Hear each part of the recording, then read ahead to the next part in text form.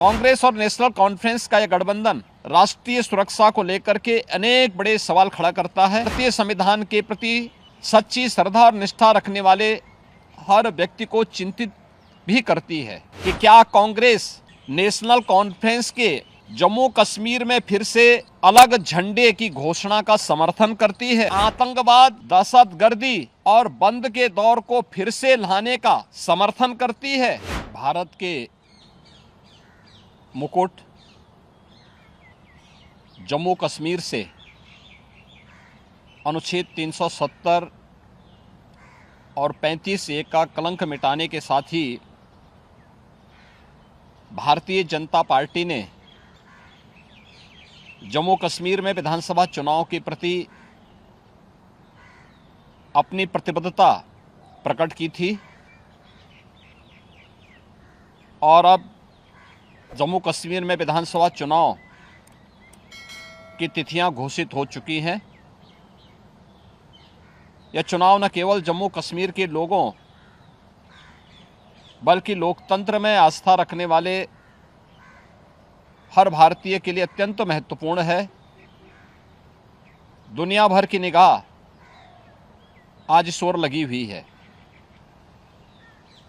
ऐसे महत्वपूर्ण चुनाव में इंडी गठबंधन की जो नेतृत्व कर रही है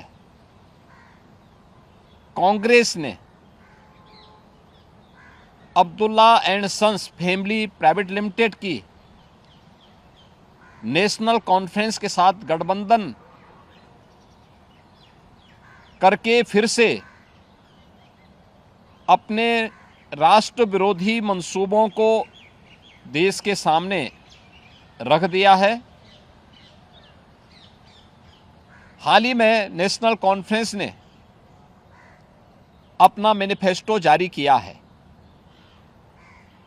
इसमें अनेक ऐसे बिंदु हैं जो भारत की एकता, भारत की अखंडता और राष्ट्रीय सुरक्षा के प्रति पूरे देश को आशंकित करती है। कांग्रेस और नेशनल कॉन्फ्रेंस का यह गठबंधन राष्ट्रीय सुरक्षा को लेकर के अनेक बड़े सवाल खड़ा करता है। भारतीय संविधान के प्रति सच्ची श्रद्धा और निष्ठा रखने वाले हर व्यक्ति को चिंतित भी करती है। मैं कांग्रेस के नेता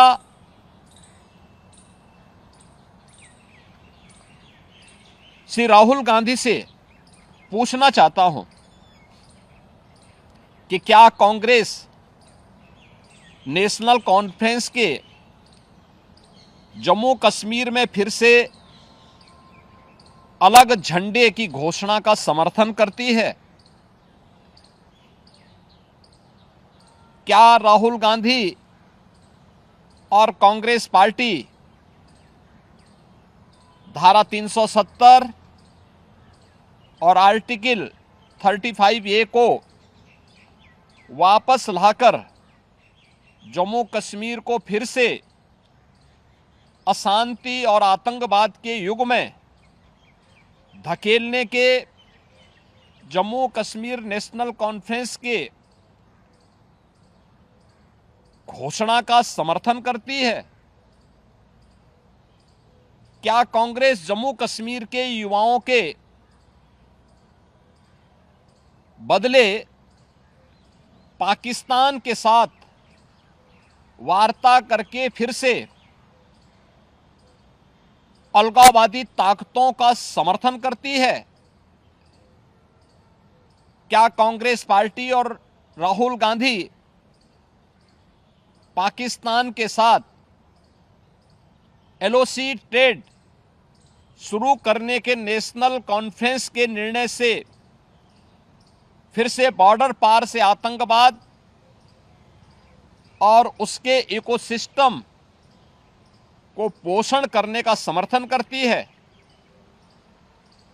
क्या कांग्रेस आतंकवाद और पत्थरबाजी की घटनाओं में शामिल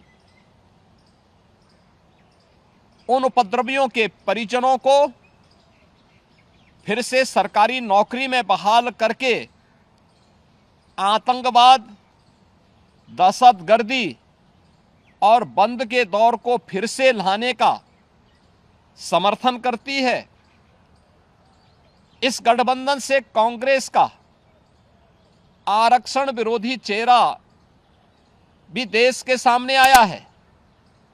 क्या कांग्रेस दलितों, गुर्जरों, बकरवाल और पहाड़ियों के आरक्षण को समाप्त कर फिर से उनके साथ अन्याय करने के लिए जम्मू कश्मीर नेशनल कॉन्फ्रेंस के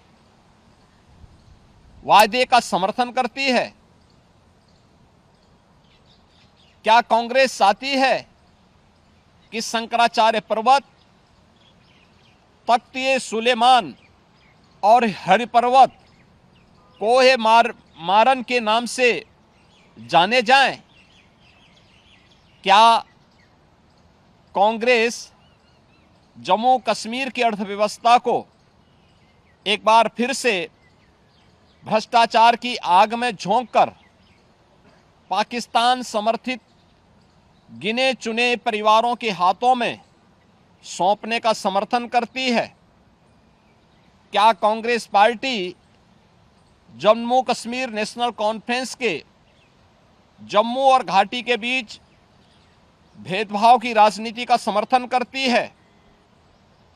क्या कांग्रेस और राहुल गांधी कश्मीर को ऑटोनॉमी देने की जम्मू कश्मीर नेशनल कॉन्फ्रेंस की विभाजनकारी नीतियों का समर्थन करती है? आजादी के बाद जम्मू कश्मीर के लोगों के ये कथित स्वयंभू भाग्य विधाता बन बैठे नेताओं को गुमराह कर नौजवानों को अलगाववादी साजिश का मोहरा जिन लोगों ने बनाया था, उनके हाथों में पत्थर और AK-47 इन लोगों ने पकड़ाई थी। आज आदरणीय प्रधानमंत्री जी के नेतृत्व में जब जम्मू कश्मीर के नौजवानों के हाथों में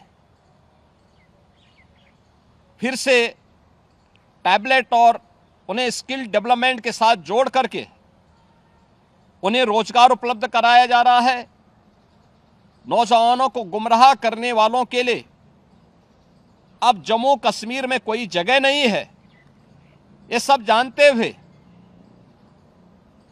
जो सपना सरदेव अटल जी ने देखा था जम्मू कश्मीर के लिए, इंसानियत, जमहूरियत और कश्मीरियत का, उन मूल्यों और उन सिद्धांतों के आज निकले प्रधानमंत्री मोदी जी ने उन सपनों को साकार करके दिखाया है।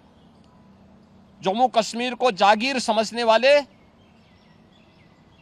पाकिस्तान परस्त ठेकेदार और वहां की कथित लीडरशिप ने कभी सोचा नहीं कि नफरत की फसल काटने वाली उनकी सियासी जमीन सदा के लिए अब बंजर हो चुकी है।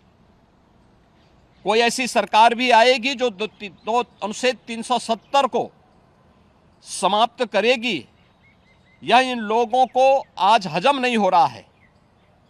अनुच्छेद 370 की समाप्ति के बाद जम्मू कश्मीर की आबो हवा बदल चुकी है, मुद्दे बदल चुके हैं। आतंकवाद और अलगाववाद का मुद्दा चुनाव की धारा में सदा के लिए विलीन हो चुका है।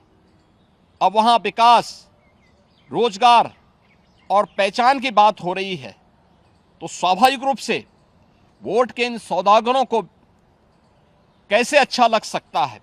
और कांग्रेस का यह दुरभिसंधि कांग्रेस से इन प्रश्नों को पूछने के लिए हमें मजबूर करता है। और इसीलिए मैं कांग्रेस के नेता से, राहुल गांधी से पूछना चाहूंगा कि वह देश के सामने इन प्रश्नों का जवाब दें।